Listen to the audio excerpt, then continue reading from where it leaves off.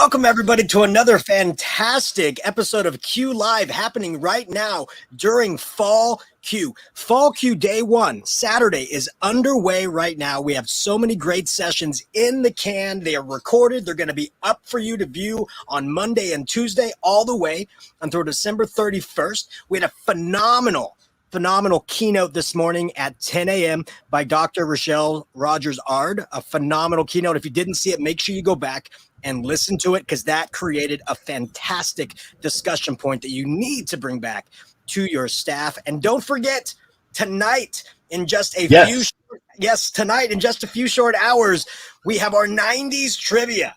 90s trivia that we're going to be having. We're going to rock on.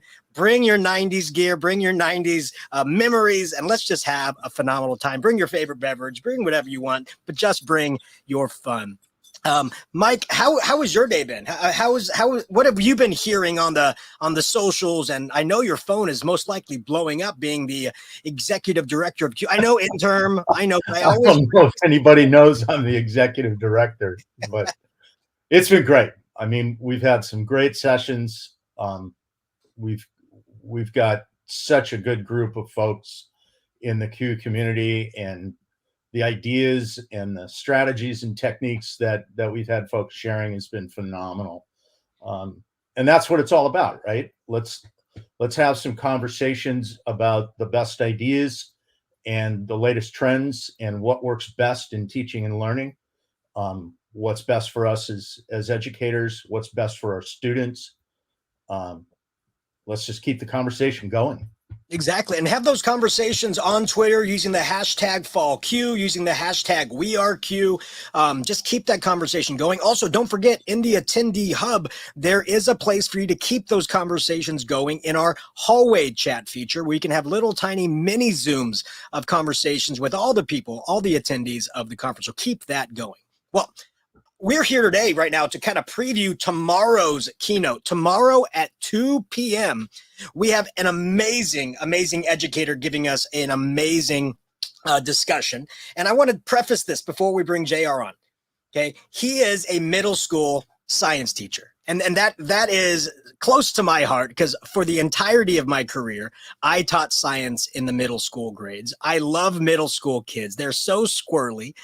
They're just coming into their own. They think they're high school kids, but a lot of them have an elementary mentality when it comes to jokes. And it's just a great age. And so I think some of the greatest people in the world are middle school teachers, especially middle school science teachers. And Mike, I know that you have a history in science as well, right? You were a science teacher.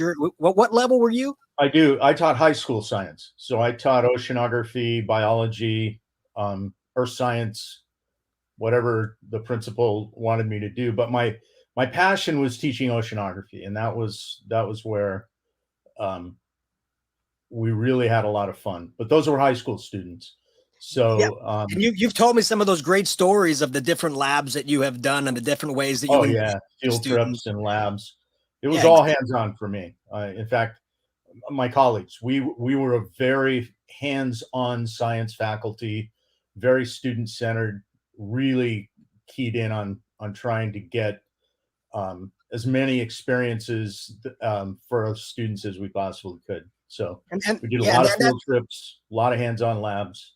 And that's key. And I know that's JR's passion as well. So let's not, talk anymore. Let's bring JR on so that everybody can see who we'll be talking to tomorrow at 2 p.m.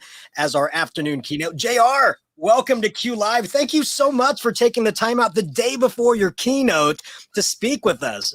How are you? Can you please introduce yourself to our audience and who you are and a little bit of your history?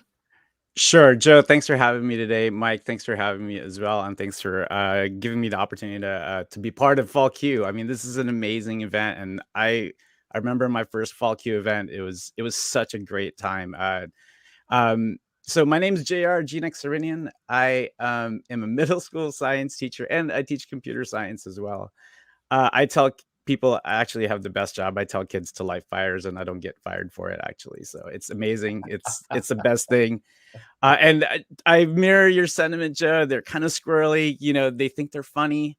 And I laugh at their terrible jokes. But, and I'll kind of preface this tomorrow, like, I think teaching middle school science or middle school in general, I think it's like the best kept secret because, and you think that, I have former colleagues, I used to teach chemistry actually at Fountain Valley High School for a long time before I switched over to middle school. And even my former colleagues asked me, why did you do that? Are you crazy? And it's because I just have an amazing I had an amazing first year, and I can't tell you, like, at the end of the day, I still laugh, and I think that's what makes the job bearable and enjoyable as well. So No, I agree 100%. I mean, you are right. It is one of the best kept secrets it because is you either love it and you stay right. there for Right. years and years and years, or you're like, 1 year's enough for me, and you're out, No, it is. right? It's totally true. But it's Totally great. The true. best stories happen. I mean, it's phenomenal. But Well, if you don't JR, mind me sharing a quick photo, actually. So yes, this is the kind of absolutely. stuff that we pull. So just Yeah, to go show for you, it. really quick. Hold on. I don't know if I could. Like, how do I do this again? I just want to It's live share. TV, folks. It's live Yeah, TV. yeah. We're gonna do Yeah. this. We're gonna do this live. So I'm gonna go ahead and share screen. There it is, right there. Oh, actually, no. I'm just gonna open up this tab right here. I believe this is the one here. No, I'll just go to the window. There it is, right there. So this is the kind of stuff that we used to do. I mean, that kid's never gonna forget that he lit his science teacher on fire, right? So, I mean, come on, like, and even to this day, it's kind of funny. So, um, I'm actually friends with him on Facebook, and Miles is the guy with the candle right there. And he wasn't too sure about the whole thing in the beginning, and he said, Mr. Go, this is I'll never forget this experience. I can't believe I lit you on fire. And I promise, like, he was kind of freaked out about it, but we can tell stories about it now. It's that's the kind of stuff that we get to do. No, and So, that's fantastic. I mean, being able to capture those photos in class, students love to take those oh pictures. Right? yeah, I mean, that's when you say, okay, everybody, something cool is going to happen. Take out your phones, hit right. record, and then you get those. I mean, it's Yes. like your own personal photographers. I think Mike probably has pictures like that. I have pictures like that from my stuff. I mean, it's so much fun. So I much know, fun. that's And great. those kids are never going to forget it. They're No, never you're going to right. forget it. They'll always remember that moment when, and then they can always say that, like I actually lit my teacher on fire, and I didn't get in trouble for it, so that was good. I think that's So, a T-shirt but kids need right there. I lit my T-shirt. I lit my teacher on fire, and I didn't get in trouble for it. Oh man, it's JR, so great. there's another aspect in middle school for me. This whole experience with COVID, Uh-huh. and middle schoolers are such social beings. Right. They y- are. you know, they're kind of coming into a period in their development where social is everything. Hmm. So getting kids back to class, dealing with all the stressors and stuff, and you right there in the classroom. Hats off to you and all of your colleagues for what you had to do with distance learning, what you've done through the course of kids coming back to school, and all of the sort of hybrid and weird components and dealing with all this kind of stuff. Unprecedented times in terms of stress, and my heart goes out. Just thank you for all you and all the teachers have done over the last year and a half. Yeah, no, it's Hopefully we're seeing the end of all this. yeah, and that's kind of like what I wanted to talk about. So that's a great segue into Oh, perfect. into There we go. so yeah, into what I'm gonna be sharing tomorrow. I feel like we all have a lot of stories to tell just from our experiences in the past year and a half, and even right now, right? Like even in this new school year. And I think that's sort of how I'm going to be delivering this, like in terms of what I've experienced. And I feel like people can empathize because we sort of have similar stories. And that's a great thing. And I hope, my hope is that after tomorrow's, uh, giving the keynote and so forth, I hope that I can reframe things in a way that people maybe hadn't thought about before. Quick side note is, I had many conversations with teachers, even at the start of all of this. and they had tons of questions. How are we going to do this? How are we going to make this work? And my first thought was, here's the thing. As educational technologists, and that's what we do here at Q, and that's our audience, and this is what we do, right?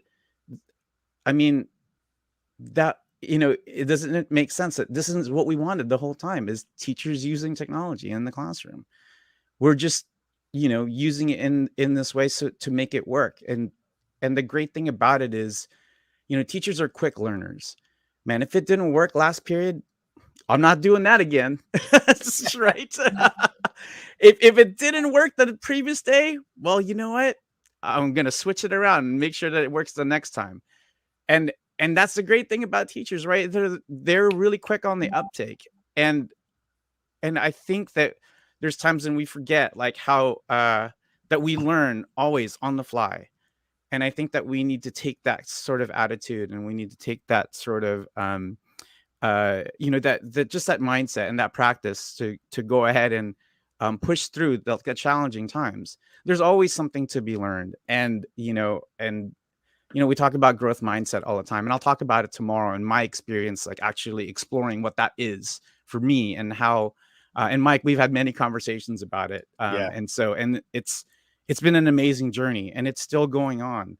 And that's what I want people to realize is, yes, like we still have all of these struggles and so forth, but I feel like we're all in this together. So, and that's the best thing that we can do for ourselves, is to commune together, to get together at conferences like this, and share ideas, and even just sometimes just to commiserate.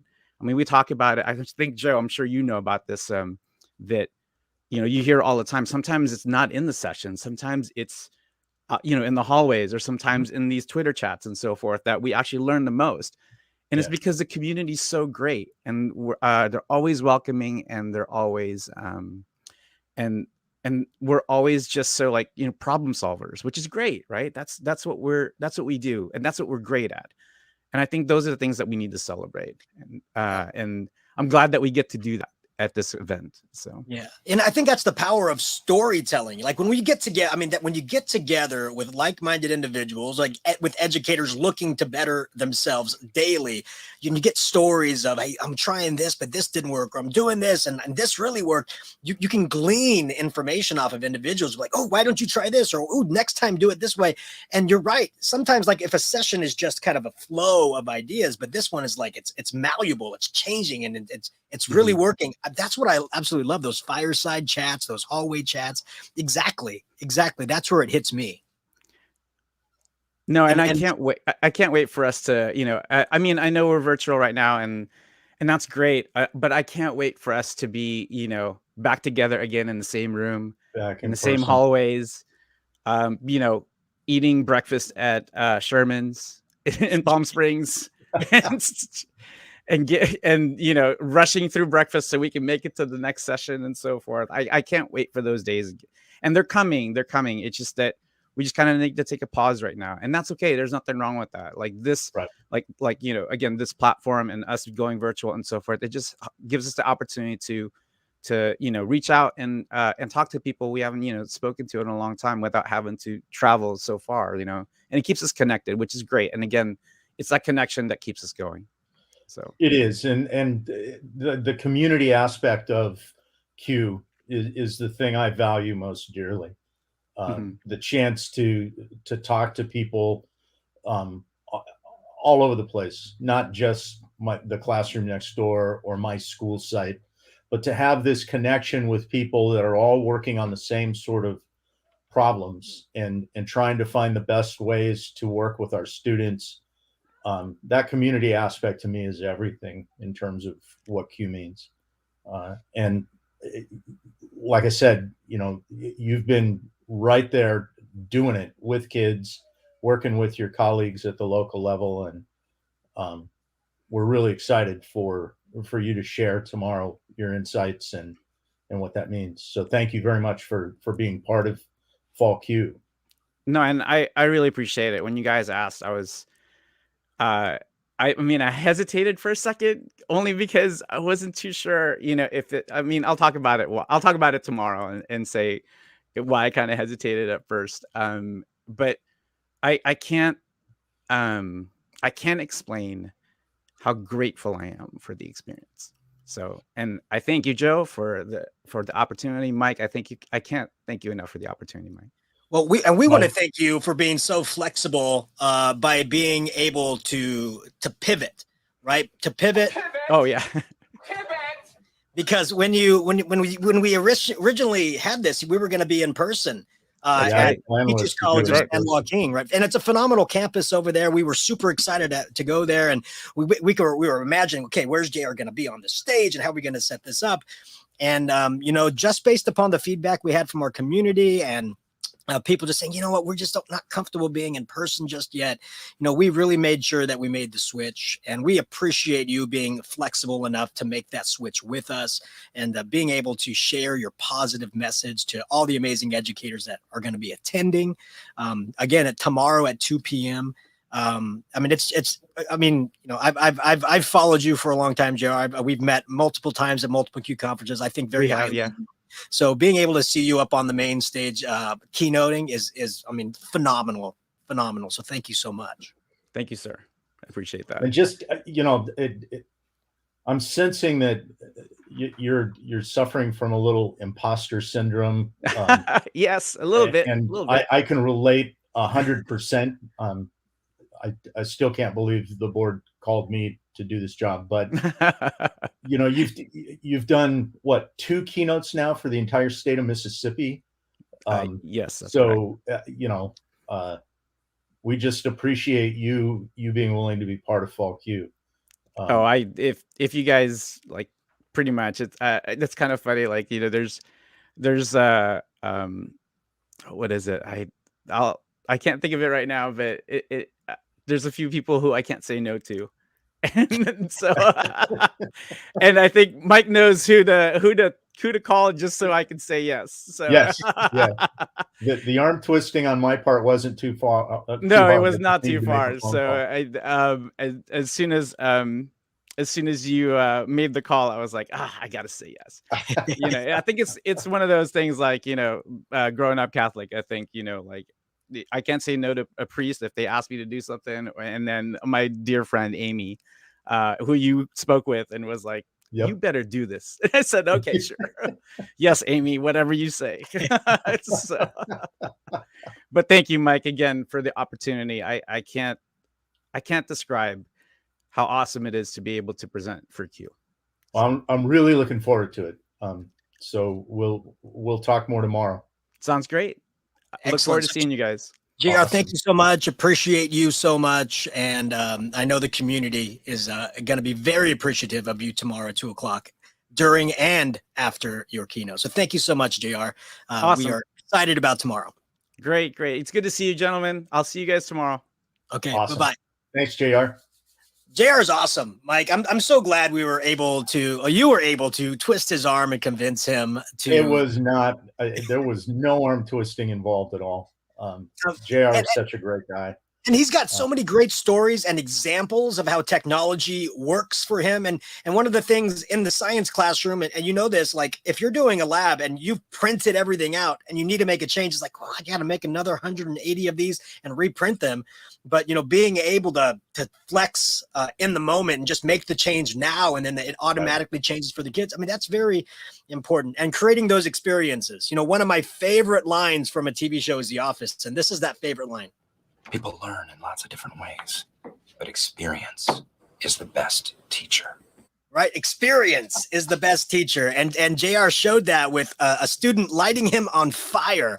That kid if that kid didn't like science before that day, he is on fire for science, literally, because of that experience that JR was allowed to do him. So again, everybody, JR is going to be on the main stage tomorrow at 2 p.m. Pacific Standard Time.